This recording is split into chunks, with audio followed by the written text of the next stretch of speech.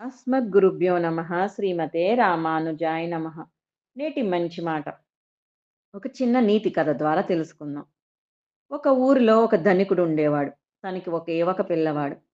ఆ పిల్లవాడికి చిన్న చిన్న చెడు అలవాట్లు. తోటివారిని ఏడిపించడం, చిన్న చిన్న దొంగతనాలు చేయడం ఇలా. ఇవన్నీ చూసి ఆ తండ్రి చాలా బాధపడేవాడు. ఏమి చేయాలో తెలియక ఒక వివేకవంతుడైన సలహాదారుణ్ణి ఈ విషయం కోసం నియమించాడు. ఆ పెద్ద మనిషి ఆ పిల్లవాడిని చూసి తనతో విహారానికి తీసుకెళ్ళాడు.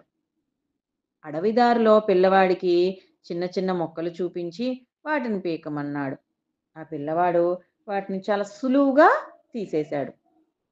ఇంకా కొంచెం ముందుకు వెళ్ళాక కొంచెం పెరిగిన మొక్కల్ని చూపించి వీటిని పీకగలవా అని అడిగాడు.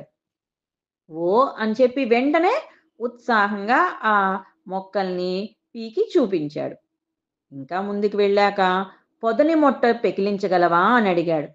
ఆ పిల్లవాడు కొంచెం కష్టపడి అది కూడా ఎలాగోలాగా పెకిలించి వేశాడు. ఇంకొంచెం ముందుకెళ్ళాక పెద్ద చెట్టుని చూపించి దానిని పీకగలవా అని అడిగాడు.